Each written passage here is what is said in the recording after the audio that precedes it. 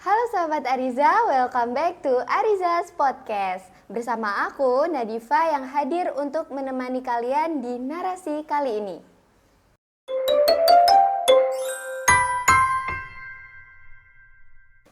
Nah, kali ini kita bakal bahas satu buku yang, jujur ya, pertama kali aku baca buku ini rasanya campur aduk banget. Marah iya, sedih iya, tapi juga ngerasa bangga sama karakter-karakternya. Nah, di sini kira-kira sahabat Ariza udah ada yang tahu belum buku apa yang bakal kita bahas kali ini?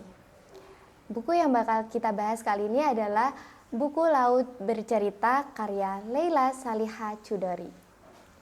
Biasanya kita melihat bentuk perjuangan adalah suara yang menggema dan juga banyaknya spanduk di udara.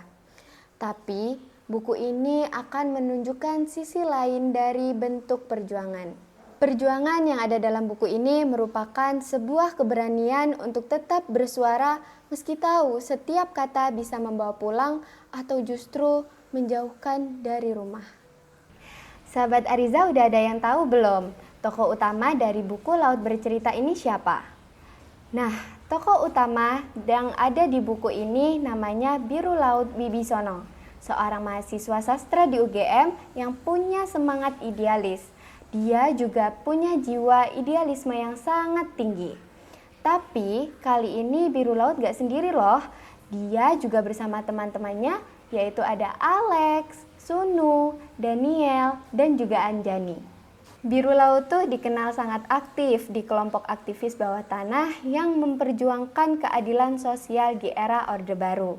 Mereka seringkali melakukan diskusi diam-diam, menyebarkan tulisan yang isinya mengkritik pemerintah, dan mereka juga berusaha membangkitkan kesadaran rakyat lewat cara yang damai. Tapi perjuangan mereka nggak semulus itu. Pemerintah pada era itu nggak suka sama orang-orang yang berisik. Hingga pada akhirnya satu persatu dari mereka menghilang. Ada yang dijemput di tengah malam, juga ada yang sempat tak berpamitan. Tak semua kisah punya akhir yang bisa diceritakan. Dan laut adalah salah satu dari mereka yang tak sempat berpamitan. Leila Saliha menulis buku ini dengan sangat detail, sampai-sampai kita bisa merasakan ketakutan dan kepasrahan laut di ruang gelap tempat dia ditahan. Di tengah kesunyian yang dirasakan laut tetap berusaha kuat. Dia masih sempat untuk menulis puisi, dia mengobrol dengan teman-temannya yang senasib, dan dia masih punya harapan. Bahkan di antara luka dan lelahnya, pikirannya masih tetap pulang ke rumahnya, yaitu ibu dan juga adiknya Asmara Jati. Di bagian ini tuh dalam banget, karena bikin kita sadar bahwa di balik kata aktivis hilang, ada manusia yang punya mimpi, sahabat, dan keluarga yang menunggu di rumah. Setengah dari buku ini menceritakan sudut pandang laut, sementara setengahnya lagi dari sudut pandang Asmara Jati, yaitu adik laut. Dari sudut pandang Asmara, kita bisa lihat betapa menyakitkannya kehilangan orang yang gak benar-benar pergi, tapi juga gak bisa dicari. Dia dan keluarganya berjuang buat mencari kebenaran, melawan kebisuan pemerintah, dan tetap berharap kakaknya laut bisa kembali pulang. Dalam buku ini ada satu bagian yang paling menyentuh hati, yaitu waktu Asmara dan para keluarga korban datang ke pantai untuk tabur bunga. Mereka berharap laut bisa mengembalikan cerita orang-orang yang telah hilang. Dan di situ kita benar-benar ngerasa kalau laut bukan cuma air, tapi juga menjadi saksi dari banyaknya hal yang ditenggelamkan. Kadang kita suka ngeluh karena tugas numpuk, sinyal lemot, atau drama-drama kecil yang ada di hidup kita. Tapi Laut dan teman-temannya berjuang di masa yang dimana ngomong negara salah aja bisa bikin hilang.